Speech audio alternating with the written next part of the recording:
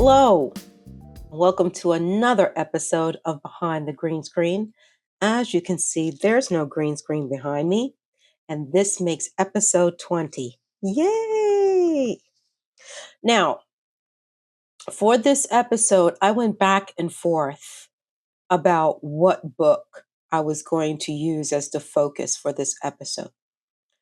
And I wanted to be a little more upbeat because of the person that I'm covering for the OG Fact Checker episode, which I'm very excited about if I can just get through the script. So I wanted to keep it light and bouncy, but given things that I have seen going on in the news recently, I feel like I should cover this book that's been in my library for at least 10 years, probably a little less than that. And I actually forgot about the book because I used it for my teaching. And when I stopped teaching, all my teaching material, like I had this bag that had all of my stuff in it, I left it in the car and I've kept it in the car, including this book. And I just recently pulled it out of the car and sat it on my dining room table. And then I was in the kitchen and I just happened to look up and I see the book sitting there. And I was like, yeah, I should cover that book. But again, I was going back and forth because if I were to be completely honest with myself, um, I was trying to be a little bit of a coward about it because it is such a deep subject. It's a depressing subject, but it is completely relevant to all that's going on right now. And it even explains why people are doing what they're doing and saying what they're saying. And this book that I have, I used it for my first year experience course. And I think also, yeah, I also used it for some of my courses on writing, my college writing courses. And I cannot remember how I found out about this book. So let me back up a second. So for my first year experience courses, if you haven't seen any of my previous behind this green screen episodes, um, watch what condition is your condition in. That's episode 18. In episode 18, I talk about what I used to do with my classes to sort of make them interesting and how I integrated philosophy, sort of like tricking them into a morality lesson. So part of this course that I put together and some of the assignments that I put together were based on the books that I had signed to them. So you know that I'm a big Stephen King fan, and I have talked about two novellas that I assigned to my students. One of them was Rita Hayworth in The Shawshank Redemption, and the other one was Apt Pupil.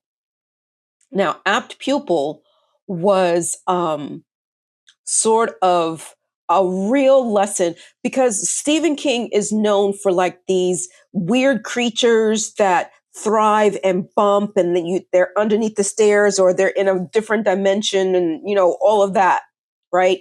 But for these two novellas, which is part of a collection of novellas that's called Four Seasons, and there are two other novellas that are equally famous that are, or is it one? Is it one other that's equally famous? And that would be what a novella in which the movie Stand By Me was based on. So this collection, this four novella collection, had those two novellas in it.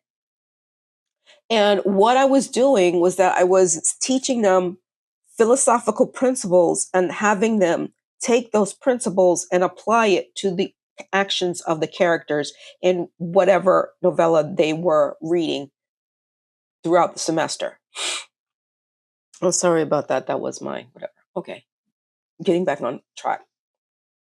So when I started coming up with this concept of, you know, what I had from my first year experience course and the theme, because when for let me clarify something. So I think I've explained in episode 18 that when it comes to a first year experience course at the university that I taught at, which happened to be my alma mater, Eastern Connecticut State University, if you wanted to teach a first year experience course, you had to submit a proposal.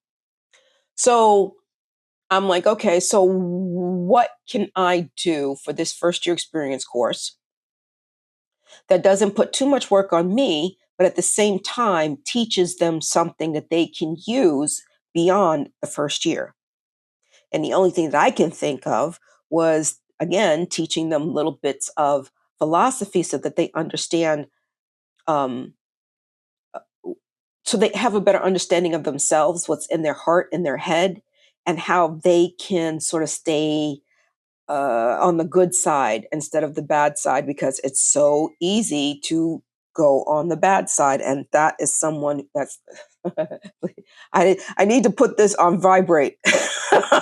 Like, shush. Okay, so getting back to this. So as I was shaping what the idea was, and I was like, okay, the banality of evil, that was the title of my course. And I said, well, how do you teach evil? You know? I mean, is it possible? Of course it's possible to teach evil, but how do you do it in a way that's not sensationalized or really drives the point home that, you should always be mindful of your actions, because depending on external influences, those actions, what might be used to be good, can easily flip and turn bad and evil.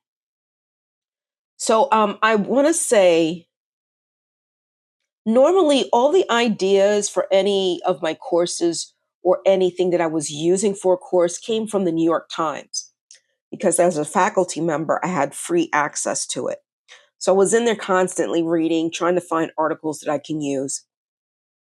And I want to say that this is probably how I found out about this book. I mean, I can't think of any other way. But here's the book, and it was perfect for me, and because it helped me to focus on certain things, not all of what is evil, but just certain factors that I wanted to bring to their attention. And I used these factors and said, hey, okay, here are these factors. Go look into the novella and find if you are seeing the same thing. And it helped them to realize that, yeah, they may be, you know, they may be on the straight and narrow now, straight and narrow, but certain factors can yes, it can happen to you, I guess, is what I was saying overall, that yeah, you too can be evil. Do not think that you're above it. And I think that's what I was trying to get across more than anything else. So this is the book that I found. It's called The Lucifer Effect: Understanding How Good People Turn Evil, and it's by Philip Zimbardo. And he was the creator of the Stanford Prison Experiment. I'm not going to get into that for this episode, but if you want to know more about the Stanford Prison Experiment, if I remember correctly, PBS put out a wonderful docuseries on that whole experiment and the outcome and what he actually kind of proved. He went one step above another study, but let me not jump into that right away. So anyway, so I used certain sections of this book. You can see that I have like things, marked off. And I gave it to my students and said, here are here's these factors. Go digging into that story and see what you find and see if there are any parallels. All right. So within this book mentions another factor that I found extremely interesting. And it's this book and this essay that's going to be the focus of this episode. All right. So let's get into it. So Philip Zimbardo, he is a psychologist. And he basically, in his, when he introduces what's going to be the meat and potatoes of this book, he gives some sort of historical biblical references to, who is Satan, who is Beelzebub, and that whole thing and what happened. Um, let me, all right. So let me see if I can explain this. All right. This is not part of scripture. This is in a special, this is in like, it's in a special collection of uh, Judaic, I'm at a loss for a word right now. Judaic scripture, right? It's like a separate story that's not part of Pentateuch, because the Bible, the Old Testament, is built on Pentateuch, but this story is outside of that. So it's about the story of the fallen angel, and that would be Satan. And Satan, or Lucifer, hence the Lucifer effect. Lucifer was one of God's favorite angels, but Lucifer was like, why are we following God exactly? I don't get it. Like, why? Why do we need to follow him? I don't want to follow him anymore. So let's overthrow him.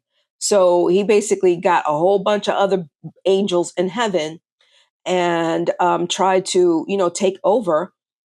And there was this epic battle between the good angels and the archangels, like Michael, Gabriel, Raphael. Those are all the good angels, and they all got together. They got their squad together, right? And they battled Lucifer, which is he says it here. I forgot. Lucifer means fallen light. Oh, light bearer. Here it is. Yeah, Lucifer means light bearer. Ironic, right?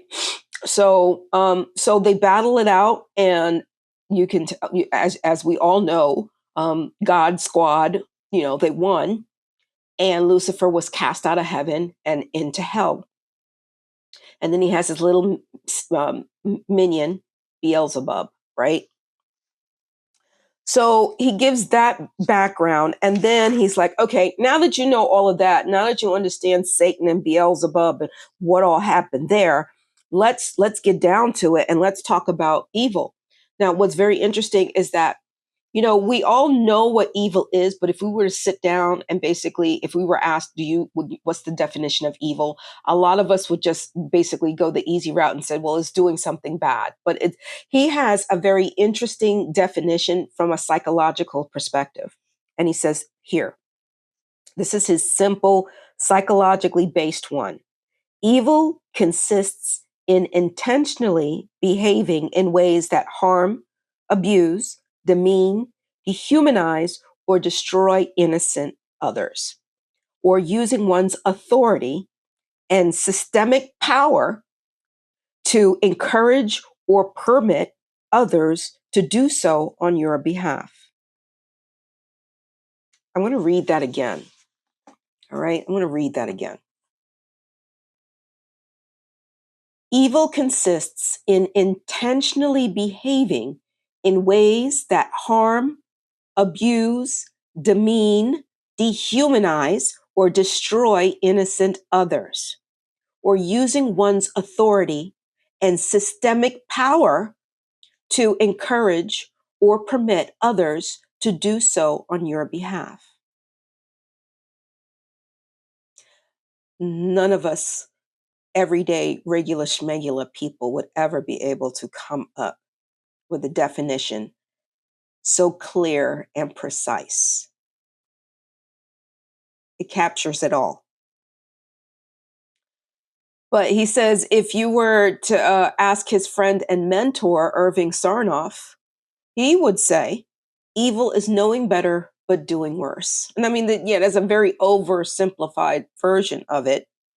But there are different shades of badness. Can we not agree on that?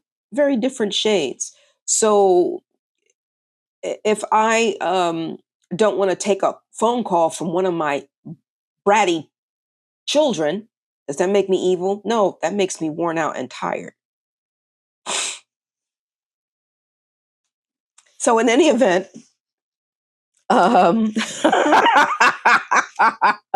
so in the following chapters, this is what Philip Zimbardo says that he's going to do. He's basically saying that here's my main idea, here's my thesis. This is what all the evidence that I'm going to present is going to be in support of this thesis. So here it is. He says, in the following chapters, I will offer a substantial body of evidence that counterbalances the dispositional view of the world and will expand the focus to consider how people's character may be transformed by their being immersed in situations that unleash powerful situational forces.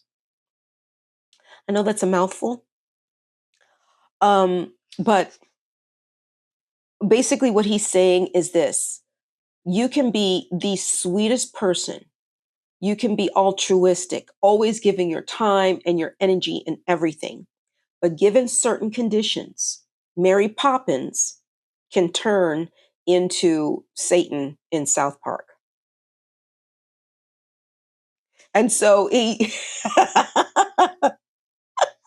those South Park, I have not watched the South Park episodes. I do have Paramount. I'm going to go off on a tangent a little bit.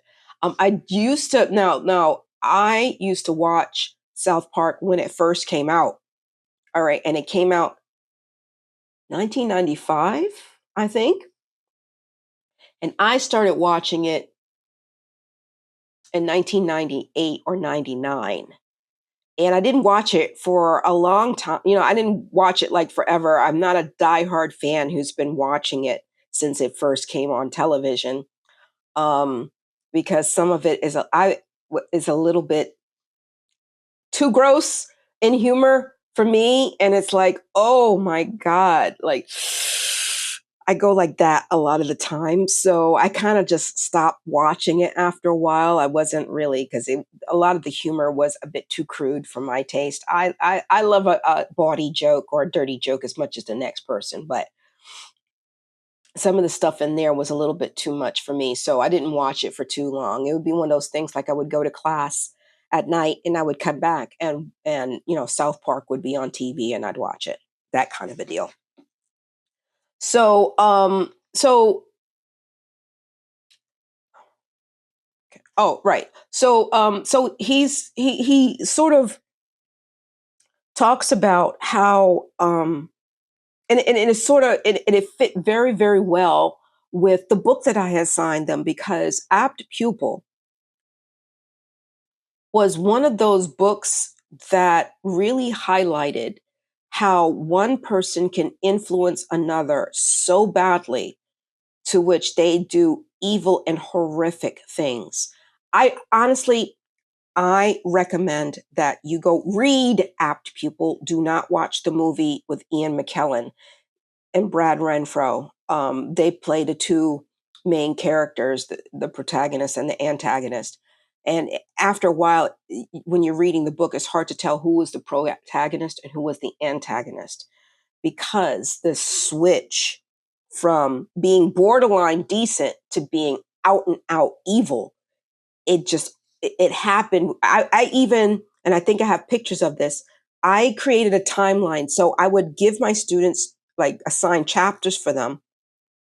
And then we would come in and I would flesh out the timeline just to show how quickly this little kid, the main character, how he was okay, at the beginning. He was the all-American boy, blonde, blue-eyed, I believe. And he was just the ultimate California all-American kid. And suddenly this all-American kid starts killing cats and then homeless people. It was insane. And you're like, oh, that could never happen. But it could. It absolutely could. So, in this book, I'm going to just highlight certain things from the book. and things that I focused on when I used it for my teaching.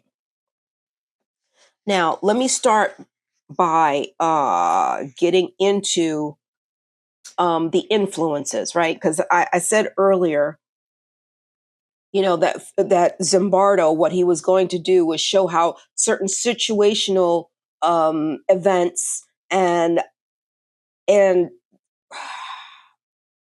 me go back to what he said. I'm going to reread it. He says, how people's character may be transformed by their being immersed in situations that unleash powerful situational forces. So, meaning that you can be in a certain situation in which you could be forced to do something that you wouldn't ordinarily do, but because you are under the gun, you will do them, even though in your heart and your mind, you know that it's wrong. And so along with using this book to explain evil, I was also explaining, you know, actions of people through the lens of philosophy. So one of the philosophy that I used and relied on quite heavily was from Aristotle, specifically from Nicomachean Ethics, Book 3. I think I talked about this in episode 18. But I wanted to drive the point home with my students as far as slipping them that secret morality lesson is that you can come into a situation and you can do something bad.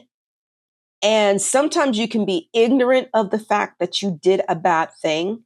And in that case, it's excused to a certain degree, or you can purposefully do it because you are being forced to do it, external forces. So, for example, and these are the examples that I gave in my lectures, um, say it's 3 o'clock in the morning and you have a little one who's sick and they can't seem to get any rest. They're keeping you up at night because they're miserable.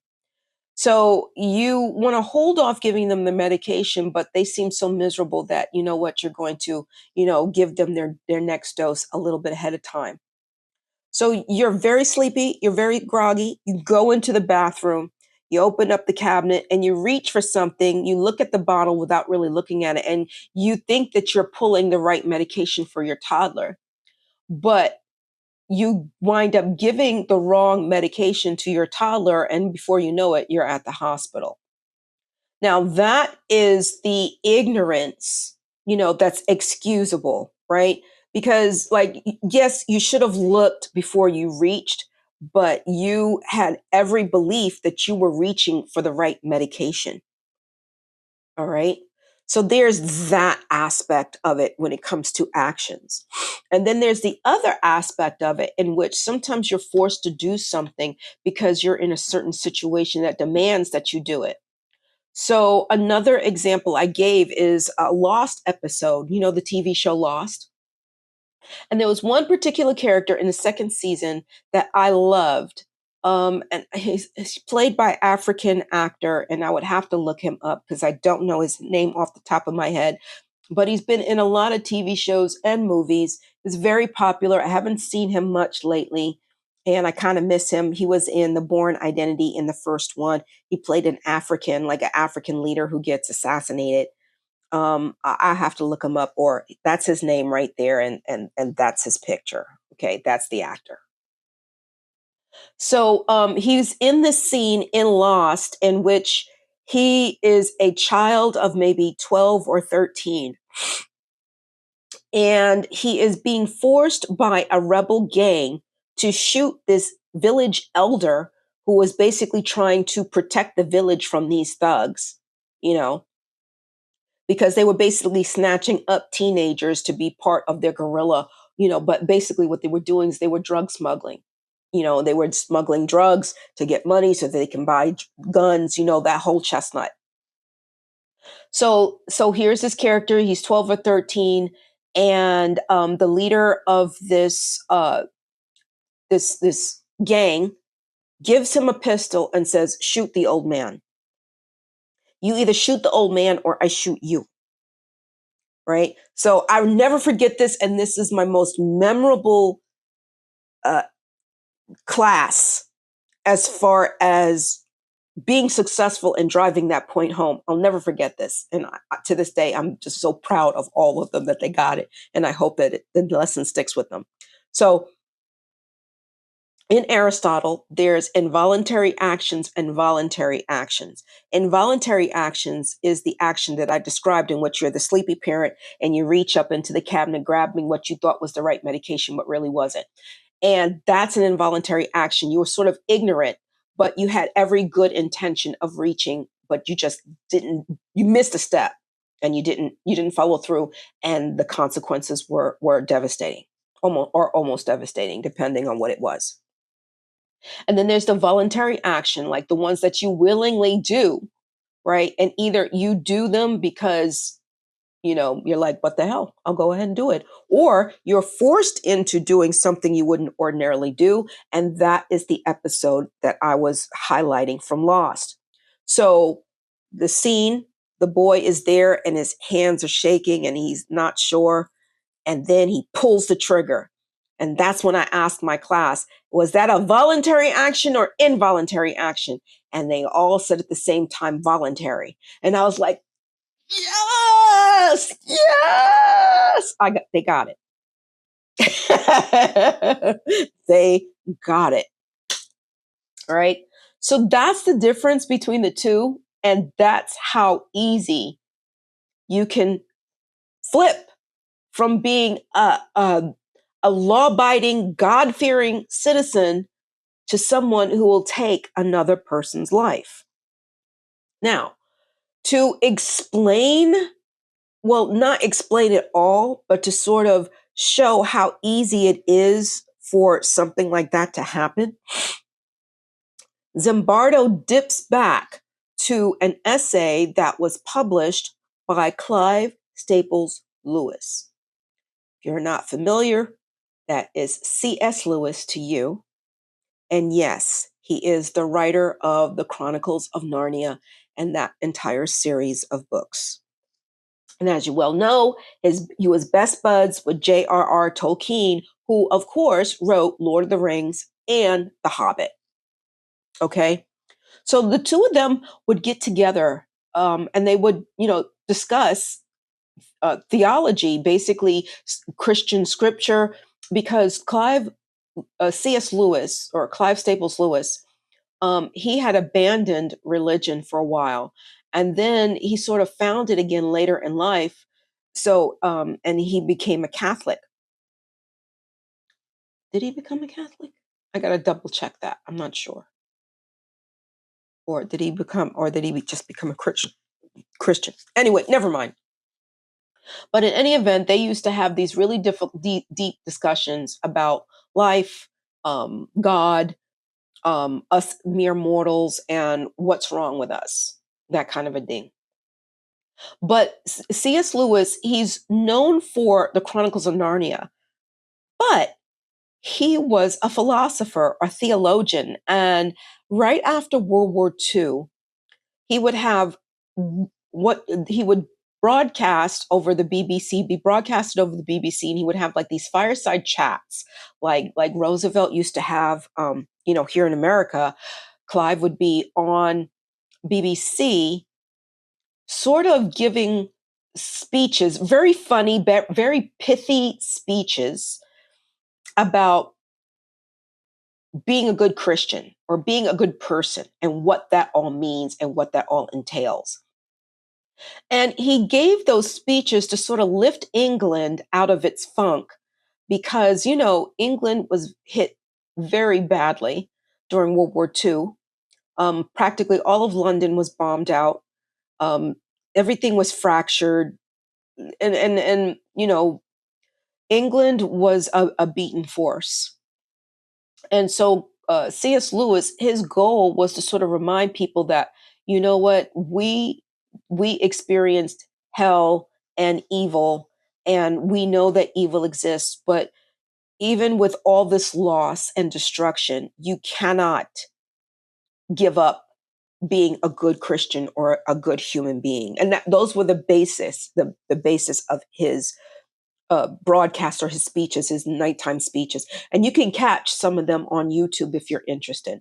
And so he also wrote a series of books. They were Christian based, and they explored themes in Christianity, but they were more like philosophical books. I mean, that's how I saw them. There's one that's very, very funny, very tongue in cheek, because Clive Staples Lewis, he had a very funny and wicked sense of humor. And there's one book, and I got to look it up. It's right here. I'll put it right here. I recommend this book, and I recommend, if you can find the audiobook recording of John Cleese. Oh my God. It is hilarious. Okay. I believe it's on YouTube. So go on YouTube, see if you can find the John Cleese audiobook of this book right here. Cause it's hilarious. The screw tape letters. Oh, they finally came to me. The screw tape letters. It's, I'll give you a synopsis just to give you a teaser. The screw tape letters are basically the devil's nephew goes up to the surface on orders from Lucifer to sort of create havoc among the humans. And he sends these letters back to Lucifer detailing all that he has experienced during his roam about up on earth. Find it, you won't be disappointed. Anyway, getting back to the subject. So C.S. Lewis, there was this one speech. I think either it was broadcast over the BBC radio, or he gave it in a lecture at Oxford. But in any event, in this collection of essays, The Weight of Glory, there is one particular essay that Zimbardo mentions as one of those factors that lend to people completely forgetting their morals and doing something immoral or just plain out evil, right? So in The Weight of Glory is a essay called The Inner Ring. And so I do not want to get this wrong. So I had to dip back to my lecture notes. So I'm going to pause here, and I'm going to give you a very brief lecture on the inner ring.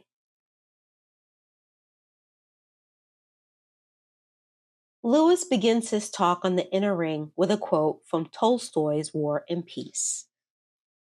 Boris now clearly understood what he had already guessed, that side by side with the system of discipline and subordination which were laid down in the army regulations, there existed a different and more real system, the system which compelled a tightly laced general with a purple face to wait respectfully for his turn, while a mere captain like Prince Andrei chatted with a mere second lieutenant like Boris. Boris decided at once that he would be guided not by the official system, but by this other unwritten system. The part of that excerpt Lewis focuses on is the last sentence of that paragraph. Boris decided at once that he would be guided not by the official system, but by this other unwritten system. He draws your attention to the fact that the protagonist of that excerpt, Boris, realizes suddenly there's a formal structure, the military, and a hidden informal structure to his organization, and that he prefers the unwritten system because of the privileges it holds. The young second lieutenant, Boris Dubretsky, discovers that there exists in the army two different systems or hierarchies. The one is printed in some little red book, and anyone can easily read it up. The other is not printed anywhere. nor is it even a formally organized secret society with officers and rules. You are never formally and explicitly admitted by anyone. You discover that it exists and that you are outside it, and then later, perhaps, you are inside it. The privileges of that unwritten system for Boris is that he is easily given access to a superior like Prince Andrei. He, a captain, is more important than the general begging for the prince's attention. In this unwritten system, a captain outranks a general and not the other way around as it is in the military. Notice there are secret signals to this more informal hierarchy: a cheerful smile, a nod of the head. Lewis states that when one is inside that system, there are clues to let you know. There are what correspond to passwords, but they are too spontaneous and informal. A particular slang, the use of particular nicknames, an elusive manner of conversation are the marks. Your membership in this informal system is never constant. One moment you're in, next moment you're out. Time radically alters this system. The way things were 6 weeks ago can change dramatically. When you are booted out of the system, there's no real fanfare, no real indication you've been booted. Furthermore, people think they are in it after they have, in fact, been pushed out of it, or before they have been allowed in. This provides great amusement for those who are really inside. The system has no fixed name. The only certain rule is that the insiders and outsiders call it by different names. Lewis states the name of this unnamed system changes depending on the situation and whether you're inside or outside. It may be called you and Tony and me. When it is very secure and comparatively stable in membership, it calls itself we. When it has to be expanded to meet a particular emergency, it calls itself all the sensible people at this place. From the outside, if you have despaired of getting into it, you call it that gang or they or so and so in his set or the inner ring. If you are a candidate for admission, you probably don't call it anything. Ah, there it is. The inner ring. All of us have been in elementary and secondary school and know exactly what Lewis is referring to. There was a movie made about it. I think it's called Mean Girls. But in light of bullying and whatnot, we indeed have formal names such as cliques, gangs, the it crowd. And to a certain degree, we use terms once we finish our schooling and enter the workforce. For the inner ring is everywhere. What fuels the existence of this ring? Desire, says Lewis. One of the most dominant elements is the desire to be inside the local ring and the terror of being left outside. The desire, in one of its forms, has indeed had ample justice done to it in literature. I mean, in the form of snobbery. Victorian fiction is full of characters who are hag-ridden by the desire to get inside that particular ring, which is, or was, called society. But it must be clearly understood that society, in that sense of the word, is merely one of 100 rings, and snobbery, therefore, only one form of the longing to be inside.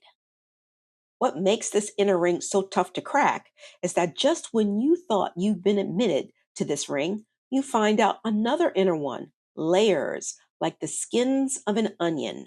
There are several rings, independent systems, or concentric rings. Lewis states that from birth to old age, man desires to be inside the inner ring and is terrified of being excluded from it. The desire takes on many forms, some hidden, some not so hidden. Snobbery wouldn't exist without the inner ring. However, those who shun snobbery and verbalize their distaste for the upper levels of society, for example, let's say the billionaires, are no better, for their desire may lie with trying to enter another ring, one which renders them immune from all the allurements of high life. Now, here's the thing. Lewis doesn't think the existence of this ring is evil. It's unavoidable. But the desire which draws us into inner rings is another matter. A thing may be morally neutral, and yet the desire for that thing may be dangerous. This desire is what fuels our actions, and in essence, what makes the world go round. If you don't keep this desire in check, you will turn into a person who is easily drawn into the ring. The signal you'll receive for entry won't be obvious.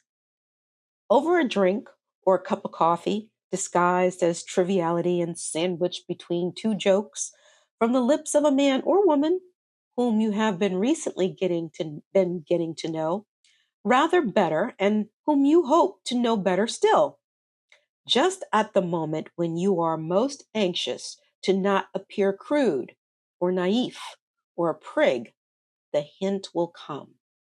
It will be the hint of something which the public, the ignorant, romantic public, would never understand. Something which even the outsiders in your own profession are apt to make a fuss about. But something, says your new friend, which we, and at the word we, you try not to blush for mere pleasure, something we always do. You cannot help but be drawn in, states Lewis, because to reject the offer of being part of a we would mean rejection and exclusion, to be an outsider once more. The deeper you are drawn in, the greater the chance of your morals being corrupted or compromised. Of all the passions, the passion for the inner ring is most skillful in making a man who is not yet a very bad man do very bad things. As long as you are governed by that desire, you will never get what you want.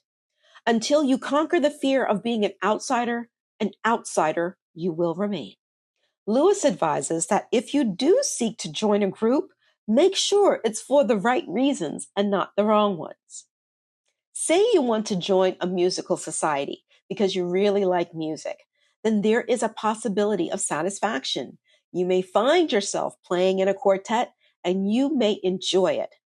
But if all you want is to be in the know, your pleasure will be short-lived. The circle cannot have from within the charm it had from outside. By the very act of admitting you, it has lost its magic. You are not looking for virtue or kindness or loyalty or humor or learning or wit or any of the things that can really be enjoyed. You merely want it to be in, and that is pleasure that cannot last. To enter new rings once the old one has lost its appeal is not always easy. And once you are in, you are compelled to make it difficult for the next person to enter, just as it was for you. Your genuine inner ring exists for exclusion. There'd be no fun if there were no outsiders. The invisible line would have no meaning unless most people were on the wrong side of it. Exclusion is no accident. It is the essence.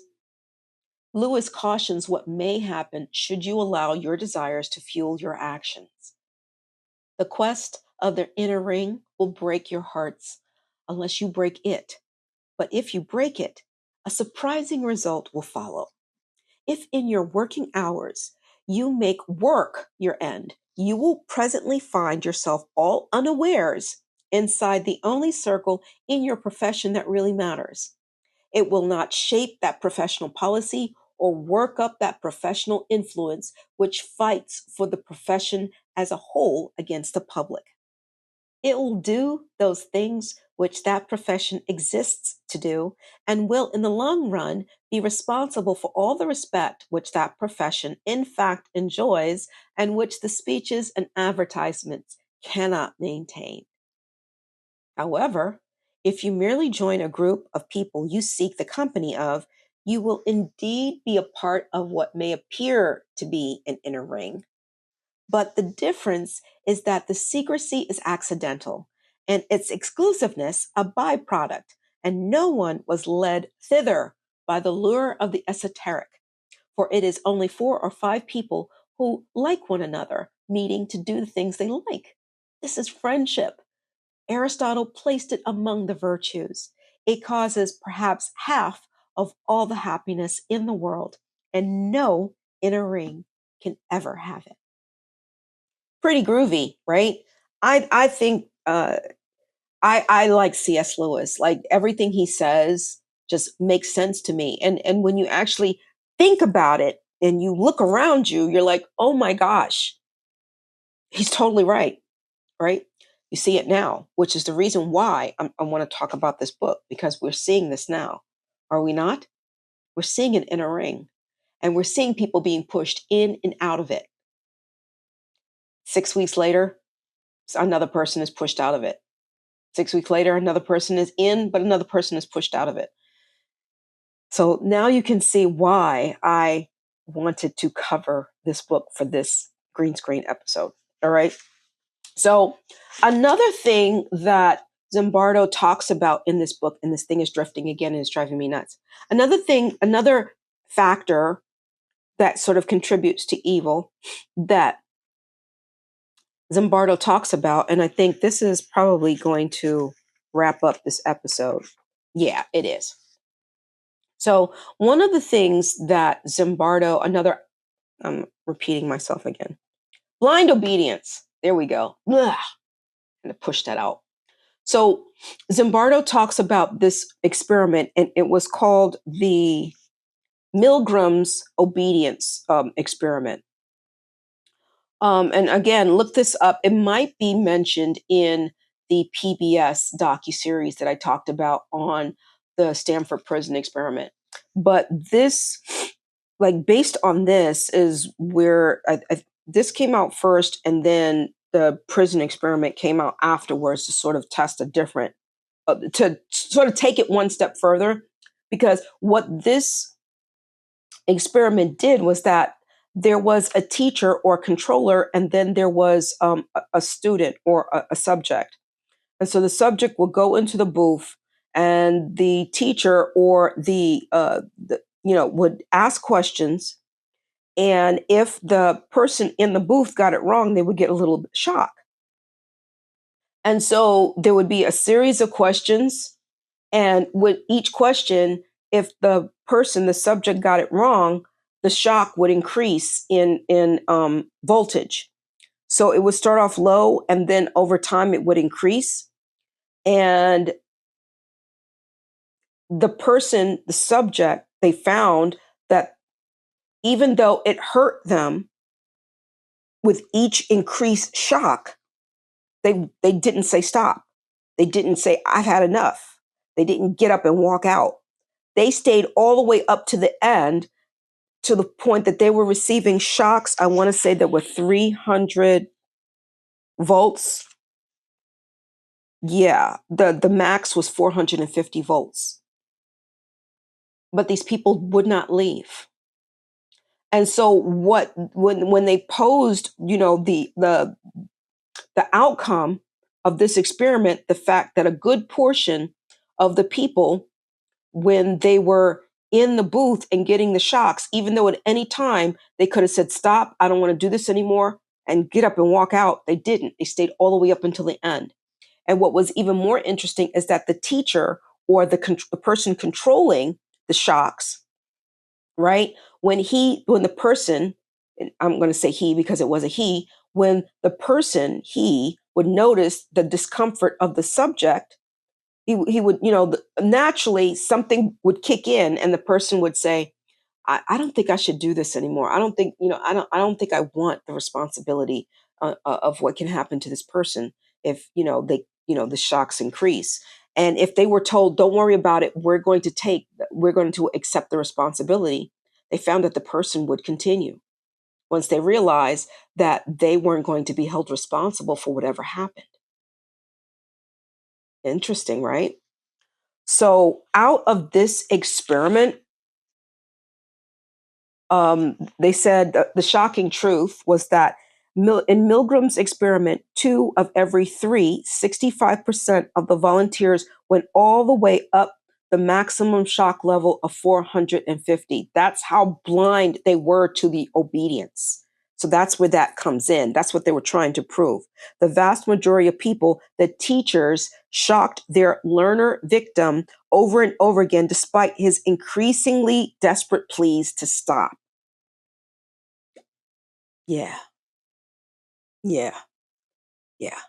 So see that weird paradigm that's going on. Here you have a student that is so blind to obedience that even in the face of extreme pain, they will not tell the person to stop. And the person who's giving the shocks is basically, because they know that they're not going to be held responsible should anything happen, they will continue giving those shocks, even though they're hearing cries of abject misery.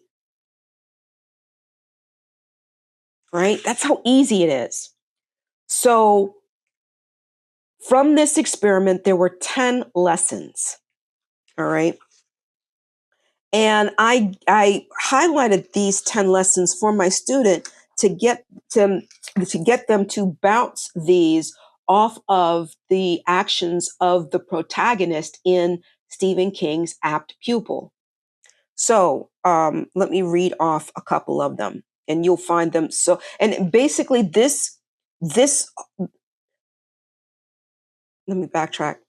C.S. Lewis's The Inner Ring uh, philosophy, coupled with blind obedience, is sort of the factors that lent to why these genocides happen when people clearly see that something is wrong, but do not do anything because they're absolved from it. And the only way that I could give you an example is naturally the Holocaust. And there are plenty of stories that came out of people who were near who lived near all of the concentration camps, Dachau. Um, they knew what was going on. They smelled what was going on, but they figured they couldn't do anything about it. And because it was the dominant actions of the people in charge, they basically said, you know what? We know what's going on. We smell what's going on, but we're hands off because basically it's them dudes that are doing it. It's not us. We're not doing anything. So we're absolved from all of this that's going on around us. Everything that we're seeing, we're smelling, we're absolved from it. Right.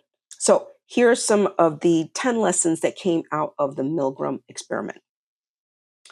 Number one lesson: pre-arranging some form of contractual obligation, verbal or written, to control the individual's behavior in pseudo-legal fashion. Number two, giving participants meaningful roles to play, teacher, learner, that carry with them previously learned positive values and automatically activate response scripts.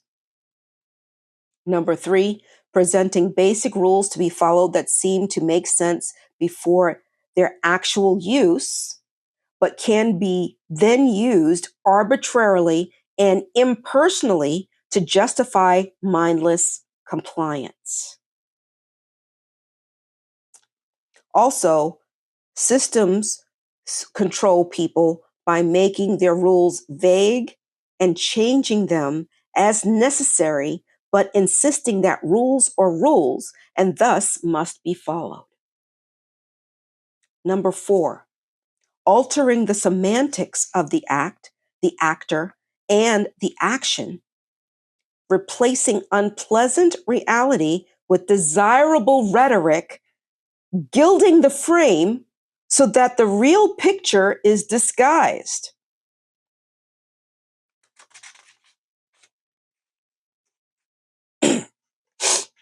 Number five, creating, and it's drifting again, sorry. How dare you? How dare you? All right, let's try this again. Number five, creating opportunities for the diffusion of responsibility or abdication of responsibility for negative outcomes. Others will be responsible, or the actor won't be held liable. Number 6, starting the path towards the ultimate evil act with a small, seemingly insignificant first step, the easy foot in the door that swings open subsequent greater compliance pressures and leads down a slippery slope. This is also the operative principle in turning good kids into drug addicts with that first little hit or sniff. Number 7, having successfully increasing steps on the pathway that are gradual so that they are hardly noticeable. They are hardly noticeably different from one's most recent prior action, just a little bit more. Number 8, gradually changing the nature of the authority figure from initially just and reasonable to unjust and demanding, even irrational. This tactic elicits initial compliance and later confusion, since we expect consistency from authorities and friends. Not acknowledging that this transformation has occurred leads to mindless obedience. Number 9, making the exit costs high and making the process of exiting difficult by allowing verbal dissent while insisting on behavioral compliance. And finally, number 10, offering an ideology or a big lie to justify the use of any means to achieve the seemingly desirable essential goal. Let's see here. In social psychology experiments, this tactic is known as the cover story because it is a cover up for the procedures that follow, which might be challenged because they do not make sense on their own. The real world equivalent is known as an ideology. Most nations rely on an ideology, typically threats to national security, before going to war or to suppress dissident political opposition. When citizens fear that their national security is being threatened, they become willing to surrender their basic freedoms to a government that offers them that exchange.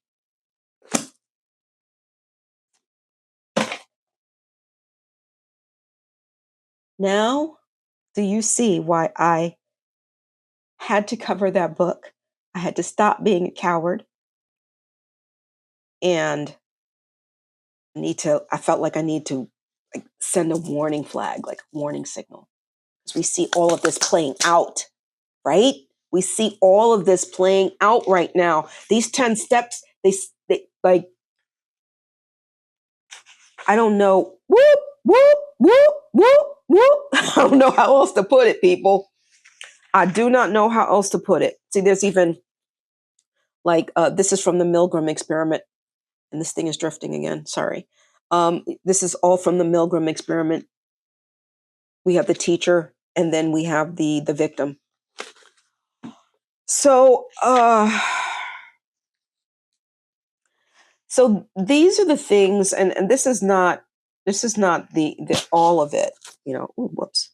And this is not all of it. So here is, I think this is where I got the idea for the idea for the title for my course, The Banality of Evil. Notice I have a whole bunch of notes here because I was like, oh snap, I can use this. Oh snap, I can use that. So there's one, this chapter, The Banality of Evil. As a matter of fact, I think I played the movie Judgment at Nuremberg. If you have not seen that movie, please go watch it. You see Judy Garland. I think that was her last movie performance. She was absolutely wonderful. Yeah, go Spencer Tracy.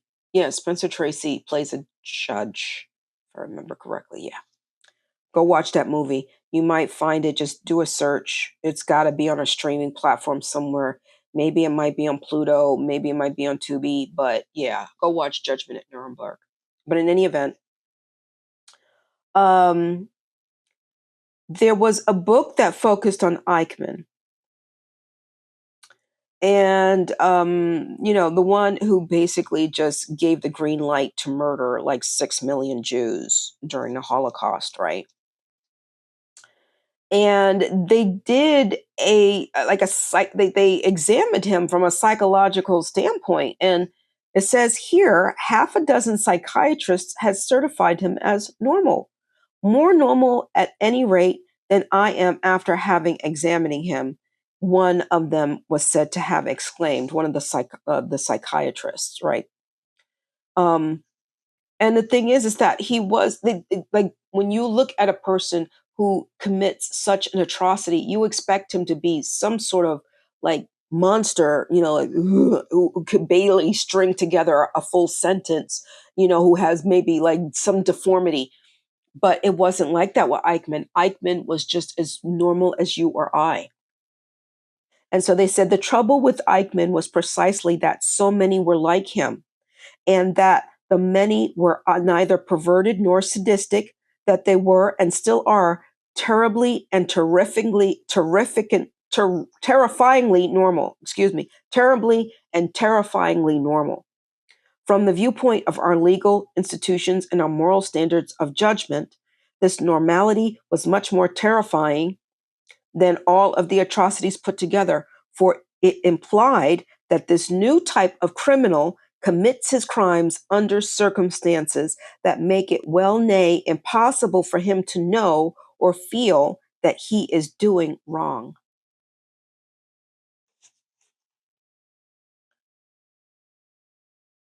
I'm going to let that sit for a little bit. Actually, I'm going to wrap it up.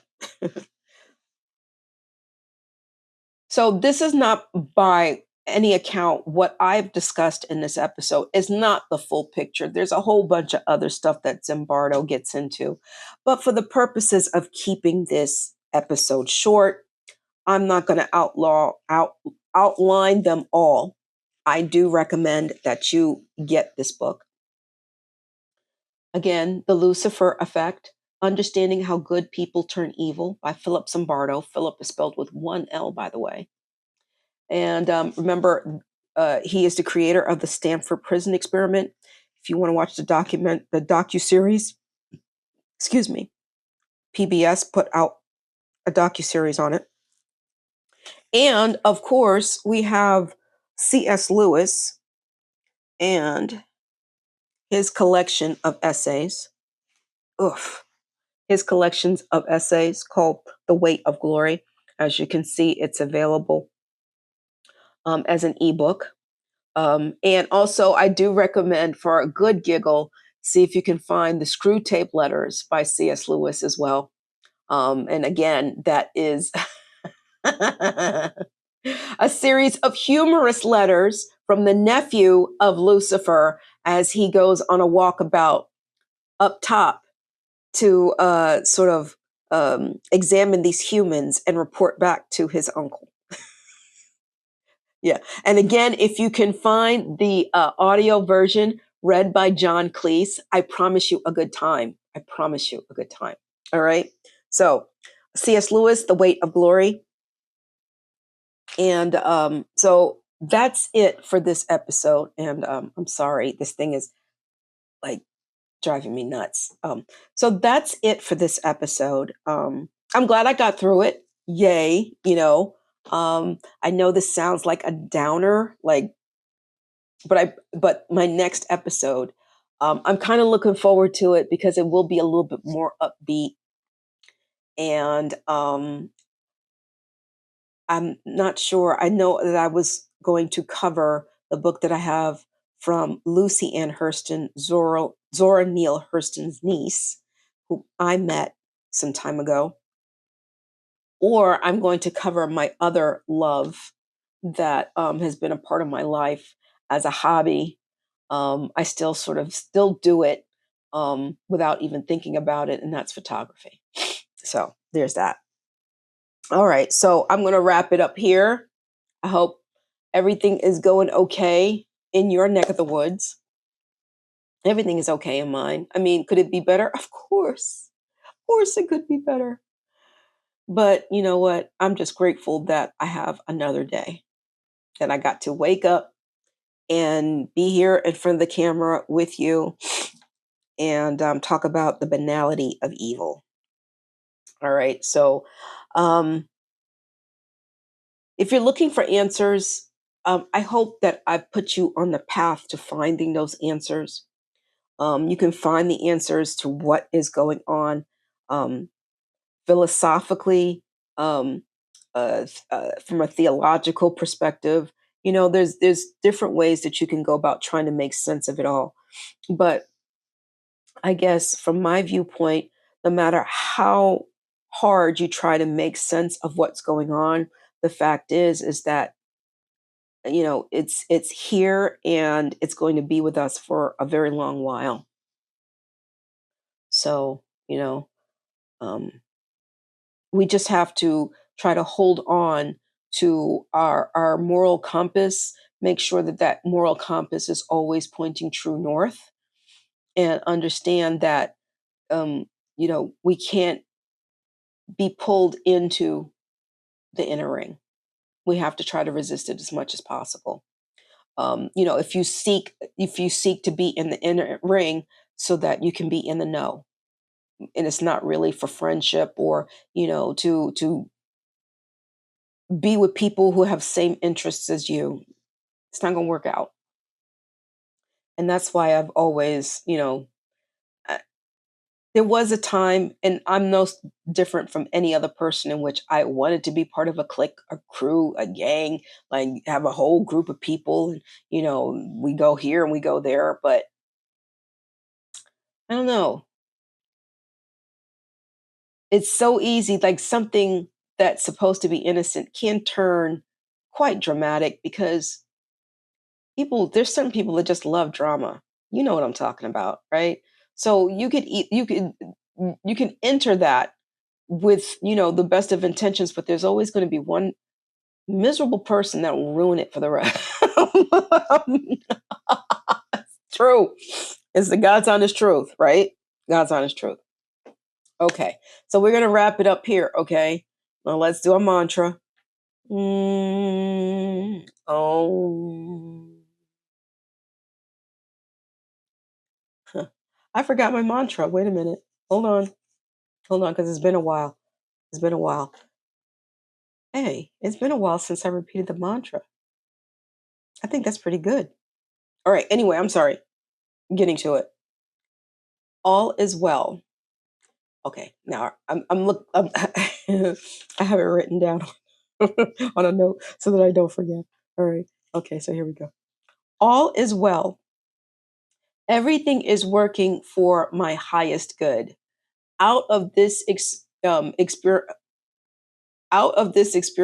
only good will come. I am safe. Namaste. That's it for this episode. See you next time behind the green screen. Bye. Ugh.